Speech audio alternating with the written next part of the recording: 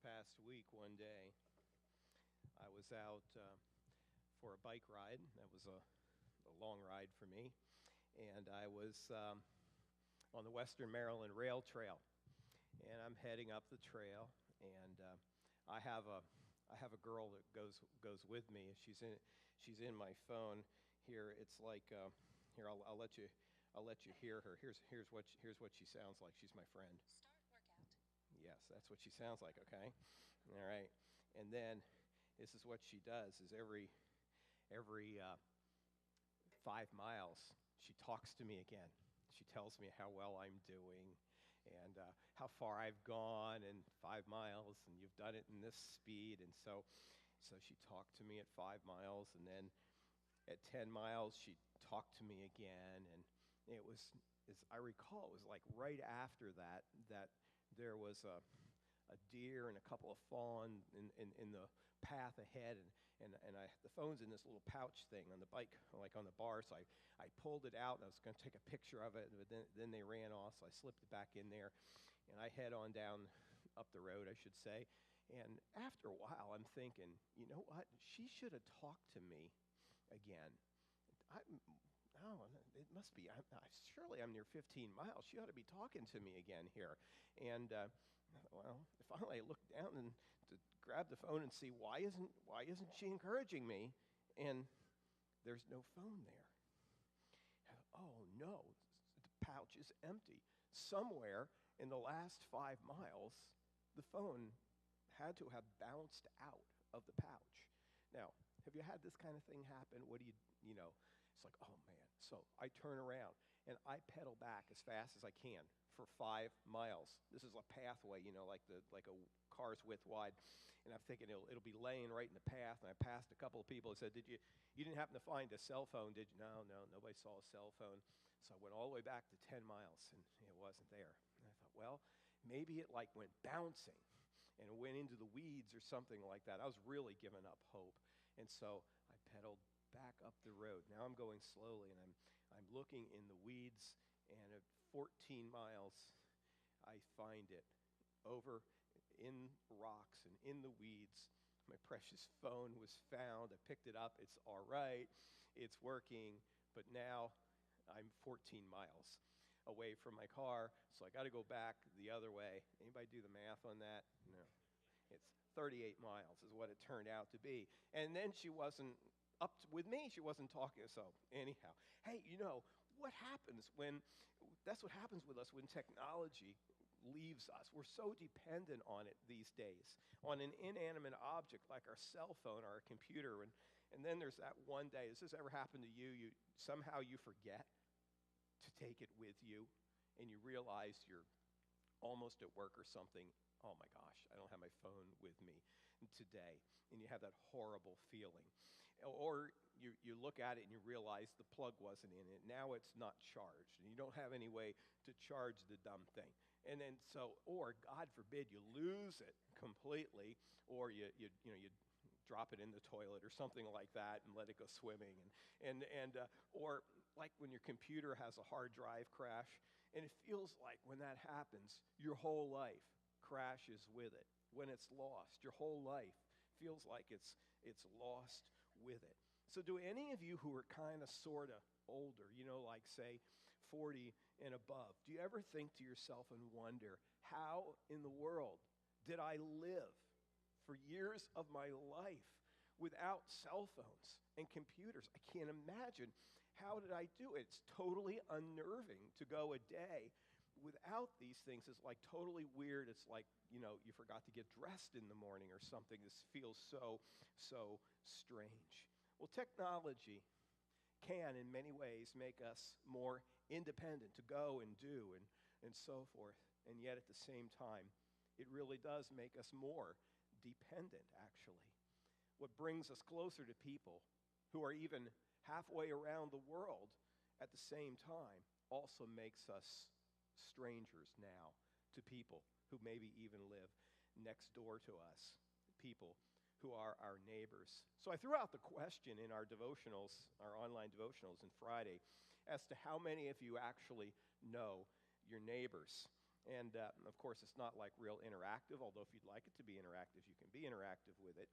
But generally, it's not. But I threw the kind of the question out there, and I, of course, could only answer for myself in the comment and say that I only know now maybe about half the people who live immediately right around our neighborhood.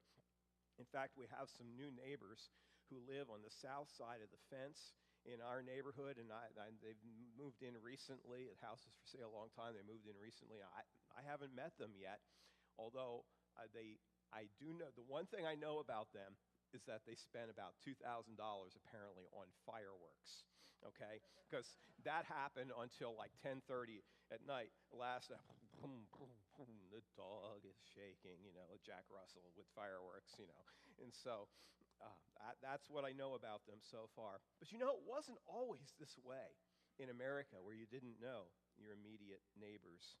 And to this day, I can clearly recall and remember, and I can name house by house by house, a half mile up and down the road that I grew up on, every person's house, what they did.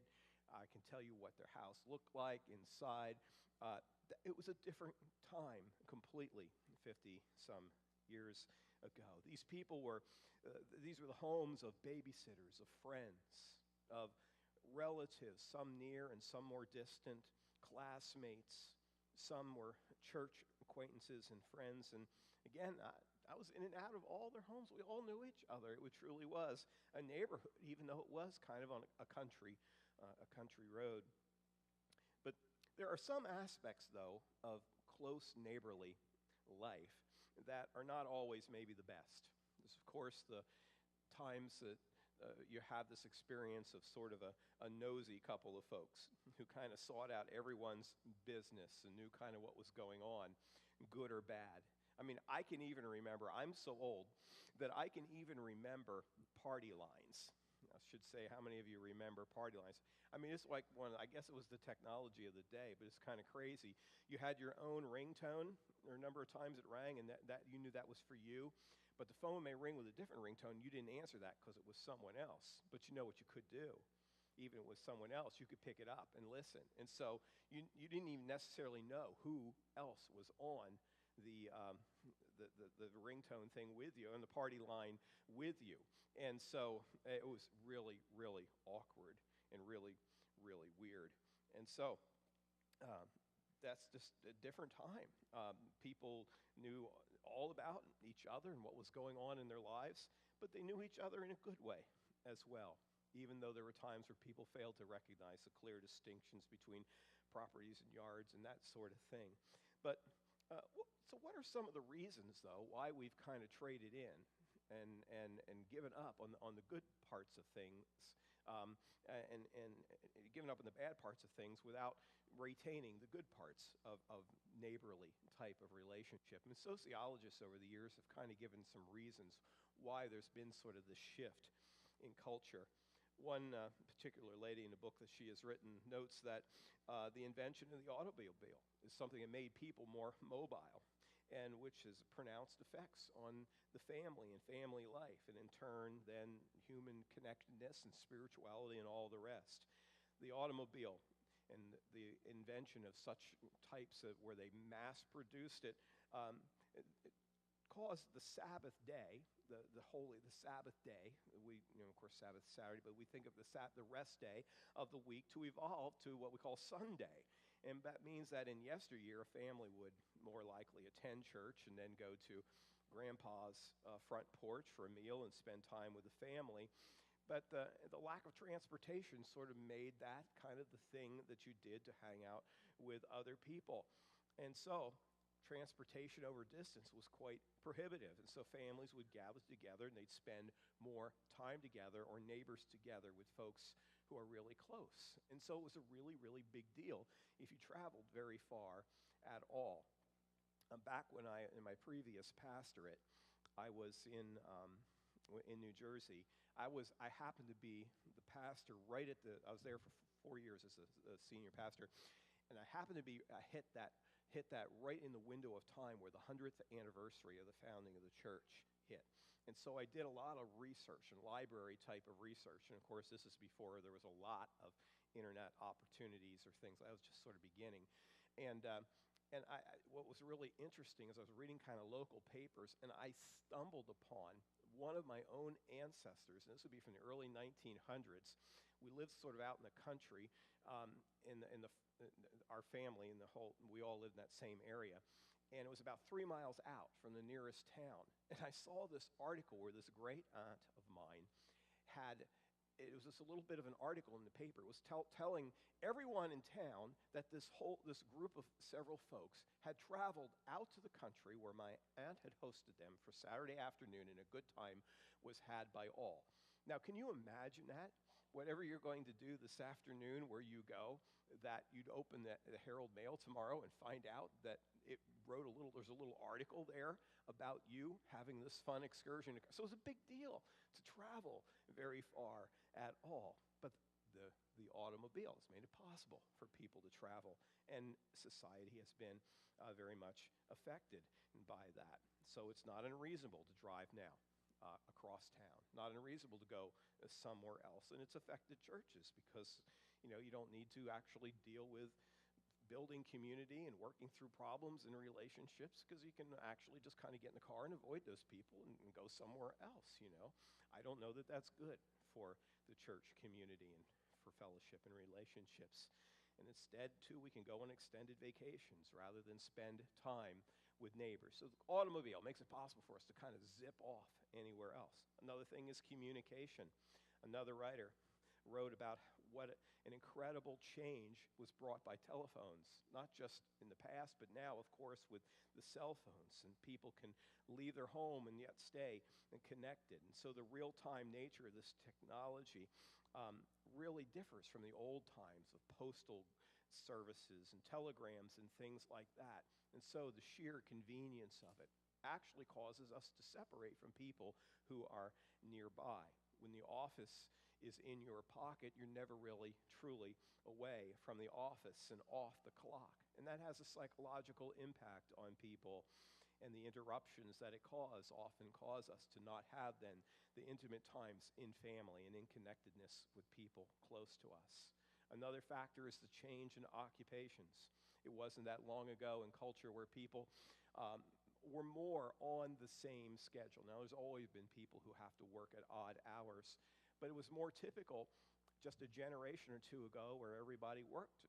Most folks worked from 8 in the morning till 5 at night, clocked out, went home, family dinner. I mean, I know growing up, that's the way almost all my friends, our families were very much the same. It was the family dinner time. Your dad got home about 5:30 or something like that, and you had the evening together. But then there's the 24-hour convenience thing about everything, and folks work now in our culture in all different hours of the day and of the night. We have the mechanization of machinery and shifts and so forth that keep the things going, keep cranking, keep the product rolling on a continuous 24-hour cycle, and that's had a profound impact as well on what constitutes a work day and what constitutes availability for people close to each other to interconnect. And as well, then, a fourth thing we could say is architecture, and the way homes are different now than they used to be. And in previous time, people were in neighborhoods, would spend time on the front porch. They knew each other, walking up and down the street. They checked in on each other. You had sort of a day in and day out kind of eye contact with people who were near to you. But even the architecture of homes has changed over the years. You think of homes from the 50s and before. Think of some of the older areas of our town. You got the front porch, where all of this happened. The front porch was a big deal on houses. Now, the house, more of the architecture of the day is more of a sheer front, a pretty front yard, but what's in the back? Fences and backyards and barbecues and the pools and the things, so that life kind of is insular and happening in the backyard. And so I can even remember when in the, let's see, what year would this be? It would be 1978, when having graduated from college, we moved to Dallas, where I went to seminary. And I remember having grown up in sort of a country kind of place. I often compare where I grew up to the area around Clear Spring. That's sort of what it was like. And then I went to college in inner city Philadelphia. So those are my two experiences. And there we are, married a year, moving to Dallas, Texas. And one of the first things that so struck me about Dallas, which was, compared to my experiences at least, a very modern city, in the neighborhoods, is everybody had a fenced backyard. And usually, the poor people had chain link fenced backyards, but anybody else had wooden fenced backyards. It's just yard after yard of fenced in yards. And I remember how much that struck me, of how odd that was. But it reflects that change that's happened over the years. And so life is more insular, and it's more on different schedules. We have ability to travel, and all of this means that the people naturally near to us in a previous time and culture are no longer that close to us, and we don't know others as well and have the same intimacy of relationship with people around us.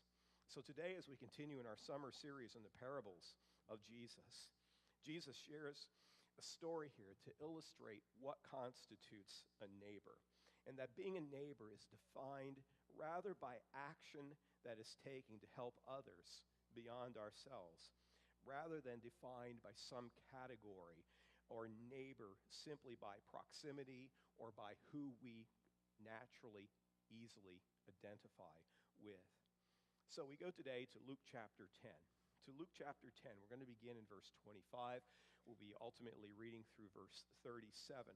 And to understand the passage, we have two different sets of backgrounds today to give you to help us out. And the first background, in the first setting, is to talk about rabbis and what we'll call rabbinical questions and answers. Rabbis getting together.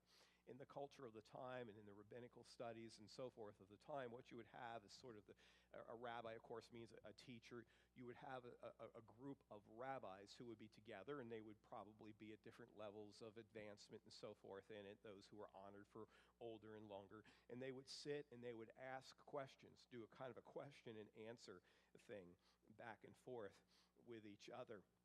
And so that's what's happening as Jesus is in a setting like this with a bunch of rabbis or spiritual leaders, lawyers, which in this context we refer to people who are lawyers in the sense of experts in Jewish law, so they're theological experts. And so they would have this back and forth kind of questioning thing that was happening.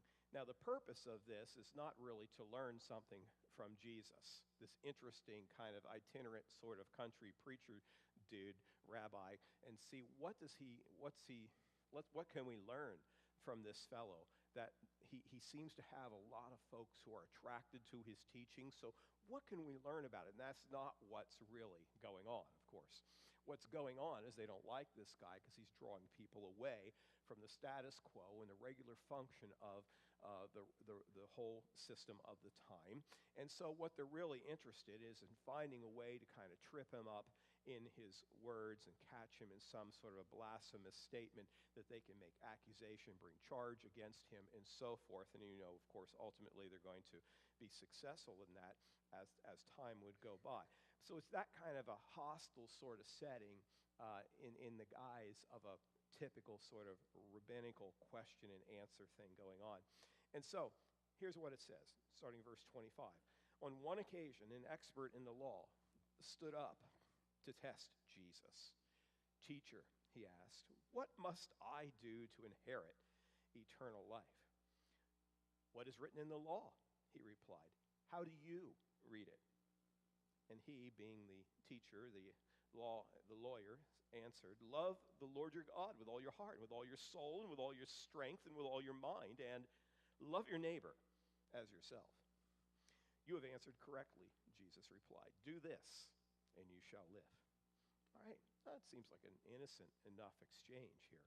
But of course, the lawyer's question was about what you must do to inherit eternal life. Well, we can read on the surface and say, yes, it's about what makes you right with God. But he may be asking and probing a little more than that in the sense of what qualifies you to gain, you hear the word inheritance in here, to gain all the rewards of being one of God's own, the inheritance of the righteous at the end of time. and the final resurrection. And so Jesus really doesn't play his game nicely like the lawyer would have liked. Instead, he answers the question with a question of his own, and that sort of turns the authority, kind of flips it back on himself. Someone once said, "Why do you always answer a question with a question?" And I said, "Well, why not?" Okay, well, that's sort of what Jesus is doing here. And that turns the authority and the right around. Well, he suggests that the lawyer already possesses the answers that he needs. And the lawyer responds, of course, by, well, now he has to give a good answer and kind of up it a little bit by the answer. And so he picks out a couple of the most famous passages that he can think of. It's kind of a combination of two passages. One from Deuteronomy 6:5, the great Shema passage, which was recited daily by Jewish people. And that's the whole idea of love the Lord your God with your heart, soul, and mind, with your whole being. Of course, the devil's in the details in that, right? What does that really mean to truly do that? And then he combines it with another text, which is from Deuteronomy, again, a very well-known and a famous text about loving one's neighbor as oneself. And so these are ingrained words in the minds of the hearers. And so he's thrown back a couple of sticky passages at Jesus. So what does it mean to really kind of apply these things in life? These are sort of the inscrutable questions of the day that defy immediate, obvious answers. Questions that in the Jewish leadership of the time, what they did is they took these ideas and these questions and to give definition to them, to bring them into the specifics of life. I mean, they really brought it into the specifics of life, down to every detail of life. And so you have these different laws and regulations and observances that had to be legalistically observed and so on. Well, Jesus affirms the two commands, love God, love one's neighbor. And the lawyer is naturally embarrassed by the way things have been turned around and looks a little bit like he's getting schooled by this itinerant, non-credentialed country preacher dude. And so he had his own authority kind of turned upside down. And so he asks a question back. And I said, I wrote it also in the devotional on Friday, of one of the banes of pastoral ministerial life is the ordination that you go through, an ordination council. And they do this when you go to be ordained as a minister, and it's appropriate, and it's good, and it's biblical, and it's all the rest, and it should be done. Someone should be able to present that they understand scriptures and that they have the spiritual gifting, the capabilities, and so on to do the ministry, to be ordained into the pastoral ministry. But I can tell you what happens at every ordination council practically I've ever seen, and why I don't like them. And I've gone to them with in the past with Tom Savage and with Bill Nelson, previous staffers we had here when they were ordained, and I was there as kind of like their big papa who's going to zap the guy who zaps them, all right? Because this is what happens, is some guy always asks some question that's totally off the wall, totally way out in left field, something that nobody in the room really knows the answer to. And it leaves everyone kind of, and there's the guy on the hot seat. And everyone's kind of like, oh gosh, I'm glad I didn't get asked that question. I don't know how I'd answer that, And of course, then the moderator sort of says, well, maybe that's a bit of field. Well, Reverend Smith, what do you mean by that? And he gets to say what the answer is and look smarter than everybody else because he knows something nobody else knows, and he sees that as really important. And that's kind of what's happening here. That's a little bit of the setting. So the lawyer guy here is wanting to make himself look good. It says so right in the text there. So he wished to justify himself, it says. Seems likely that he was seeking to salvage his reputation, to kind of get the last word in. And so he asks a question, well, who is my neighbor? So he takes the initiative back, throws a question, who is my neighbor? Well, the actual next question that should have come from him, in light of what the passage said, and in light of the dialogue that had happened up to that point, the appropriate question from him would have been, well, what am I to do to love God with my whole heart, soul, and mind, all my being, and to love my neighbor as myself? I find that I cannot love God perfectly, that I don't have a capacity to do this.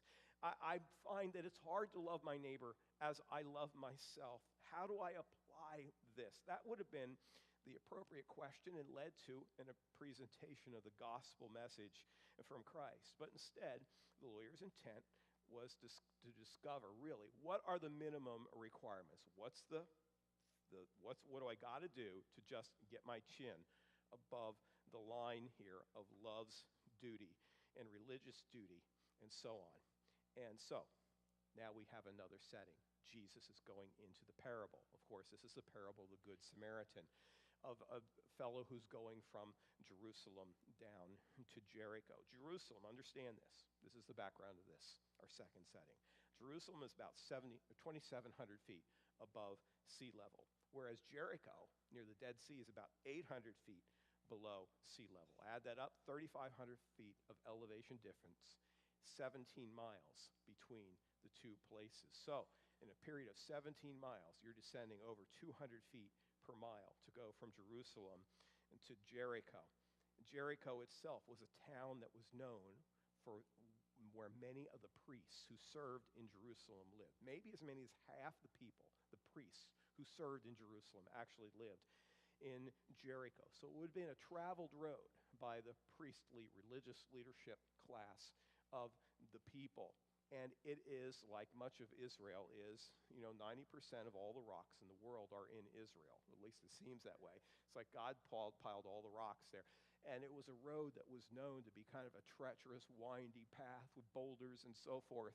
Really an easy place. We have things like that in our, we have streets we don't travel, or whatever, that kind of thing. This was a road that was known to be a dangerous road, but you kind of had to travel it to get between these two places. So that's our setting. Starting now in verse 30, in reply, Jesus said, a man was going down from Jerusalem to Jericho when he was attacked by robbers. They stripped him of his clothes, beat him, and went away, leaving him half dead.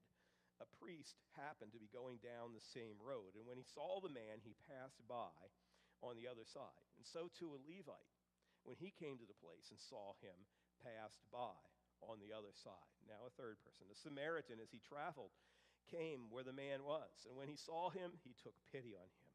He went to him and bandaged his wounds, pouring on oil and wine, and then he put the man on his own donkey, brought him to an inn, and took care of him. And the next day he took out 2 denarii and gave them to the innkeeper. Look after him, he said, and when I return, I will reimburse you for any extra expense you may have. And so the story is of a man. We don't know what his status in life, but he is robbed. He is beaten, and he is left, as the scripture said, half dead. The plural used here of robber, so it must have been several who bunched up, ganged up on him, and left him there for dead. And along comes 3 travelers. The first 2 of these are religious fellows. The first, the priest, clearly sees the man. And what he actually does is, as it were, sort of comes upon the wreck and changes lanes. In other words, to go around it and to drive around it. And the fact that Jerusalem was that center of worship, and he was going from down the road, it says, from Jerusalem to Jericho, indicates that he was, as a priest, coming away from his priestly duties, probably traveling to his actual home. And so this would kind of be the equivalent of sort of leaving the church parking lot, driving down the road, seeing someone in desperate need, but passing by in order to make it in time to meet up with some other people at Panera Bread. Okay, that's kind of what it's like. All right, we don't know why, exactly what was in his mind, why he passed by, but he did. The second person coming down the road is also a religious leader, a Levite. Now, this is sort of a lower status. The priests were of the family, they were of the tribe of Levi, but they were of the specific family of Aaron. The rest of the tribe of Levi that were not of that family were still worked in the religious leadership of the nation, being set aside for that. And so it's kind of a lesser category, yet still of religious leadership. Perhaps you could guess that he might be in a better position. Perhaps he didn't feel the same sort of, I don't know, I might be unclean for my job, or whatever kind of thinking might have gone through the first person's mind. And it seems actually from the wording that's used here, if you look at the original words, it may almost kind of be saying that he he didn't just kind of pass by, but he kind of looked, and then he decided to continue on. But in any event, you have two religious leaders who pass by. And the fact that these were religious officials, and that it certainly had some measure of unspoken indictment of those who were listening, certainly was not lost on those who were in that circle of rabbinical people in the question and answer session. It certainly could not be lost that it was a little bit of a poke in the eye to all of those sitting around. Finally, a third man approaches. This time he's not a religious leader. In fact, he's not even a Jew, but rather he's a Samaritan.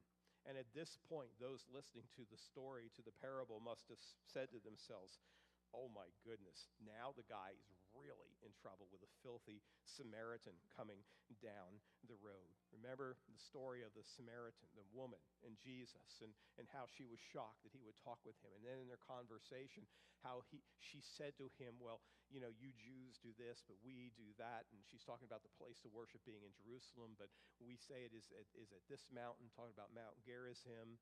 Remember the background story of the Samaritans. They were sort of that interbred, half-breed kind of Jewish people with the Assyrians who had come and taken over that portion of the world prior to the Babylonian Empire about some 6, 7 centuries before. So they were sort of Jewish, but mostly Gentile and a mix, and they sort of had a syncretistic kind of religious kind of thing.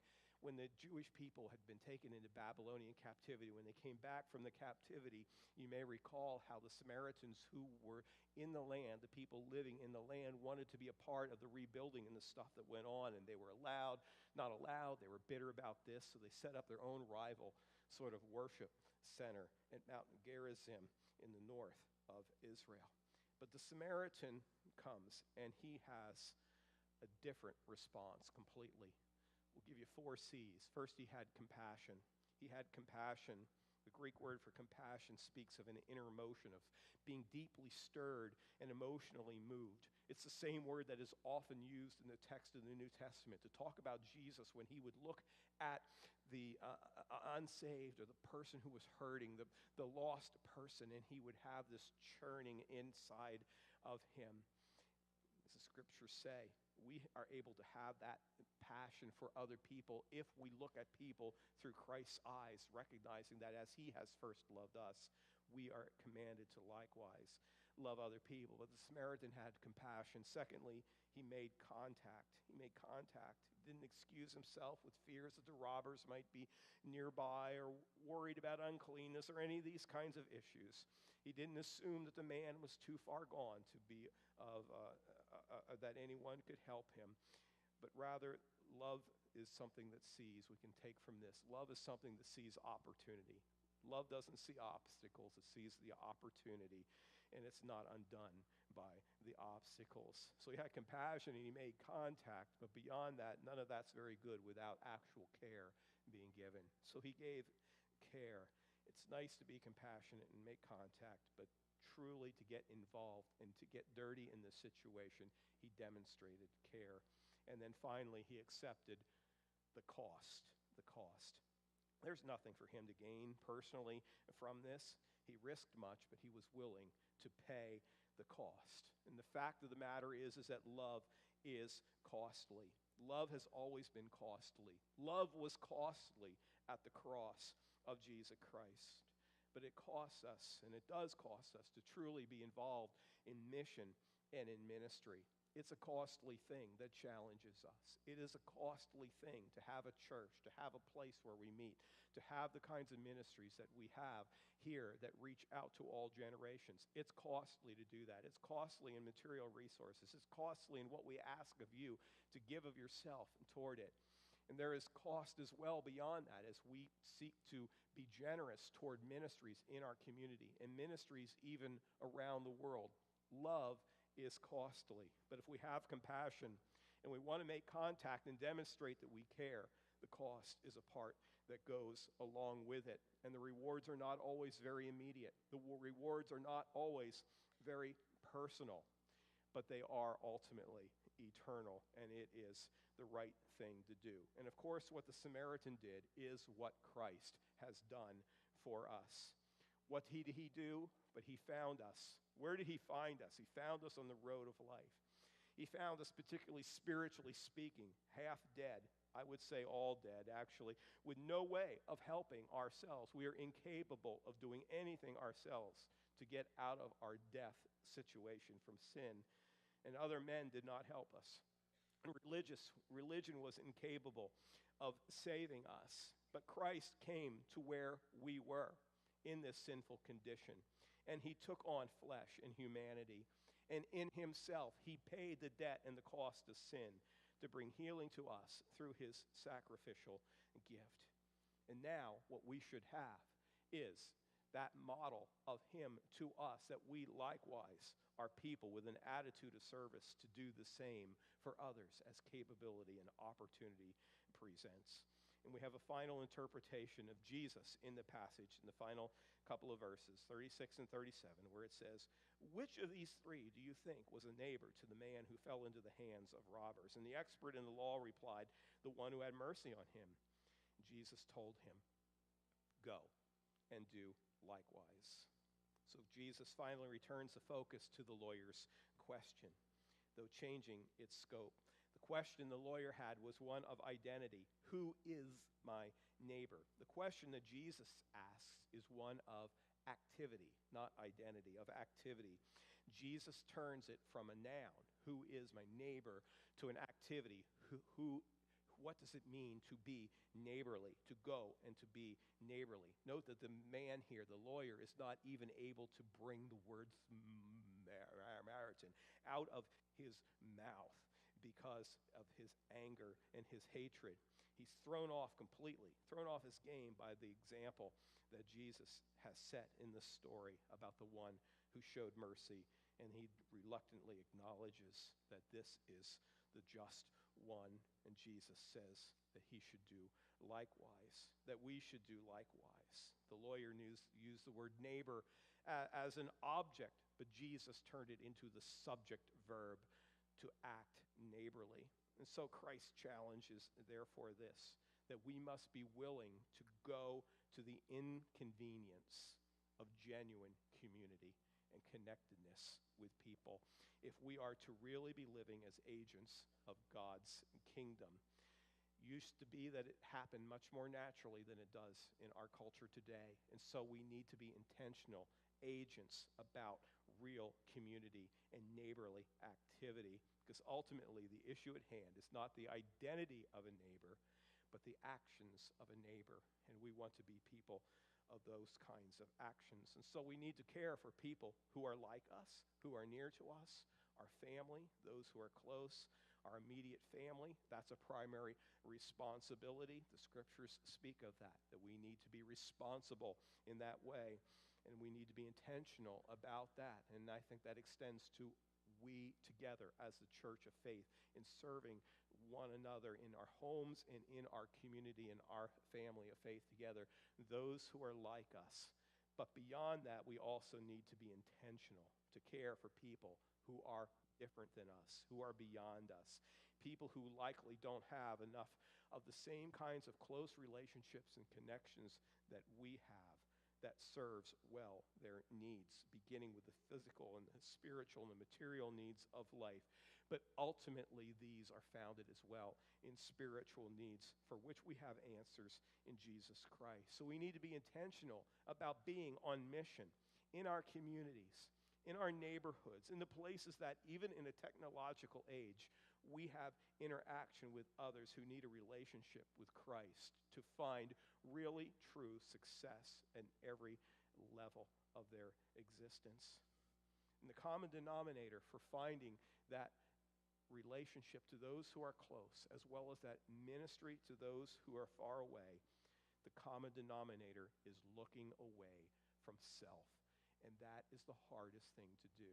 In years of ministry, if I was sitting in a circle of pastors and they said, and we were talking, and someone of the younger sort said, "What's been one of the hardest things about pastoral ministry?" And I would say, as an answer, getting people to look away from themselves.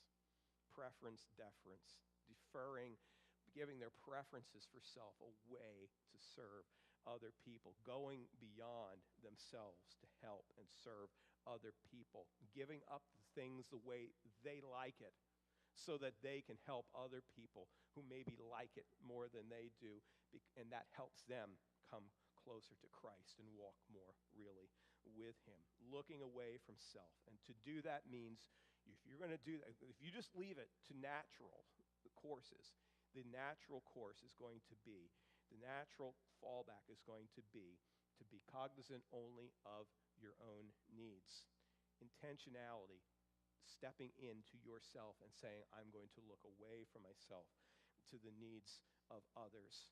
And the funny thing about that is that when you do that, when you go and you intentionally look to serve other people, that is when your own needs are met in the best way. If somebody said to me, Rabbi Buchman, explain how can that be? How does that happen?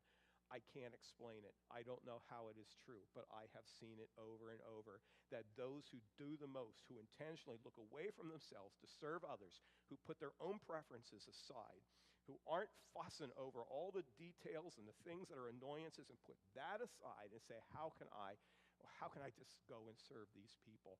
Do you know what? All those things that they could have fussed over and got it the way they want don't satisfy. But serving other people brings fruit back to their life. That is a true satisfaction and really meets needs and sustains life in a significant way. So look away from self. Lord, help us to be that. Help us to be that. Help us to be neighborly. Help us to be the neighbor, to be the verb, the neighbor who reaches out. Bring to our minds, and each of the minds of those who hear today, as you work by your Spirit in their lives, those places where they can be intentional, away from self. Help us to understand how to better serve each other, yes, in these walls, and then strategically together to serve well beyond these walls. We'll pray with thanksgiving. In Jesus' name, amen. Hey, thank you so much for being with us today on this summer weekend. You know, lots of our folks are, of course, traveling. If you're family from out of town, it's wonderful to have you here with us today as well. And to many of you, we get to connect with you here and there as you come and visit and so on. So welcome today. We're going to be dismissed here. If you could stack chairs, you don't need to move them, but if you could just stack chairs, that would be really helpful for activities of the week ahead.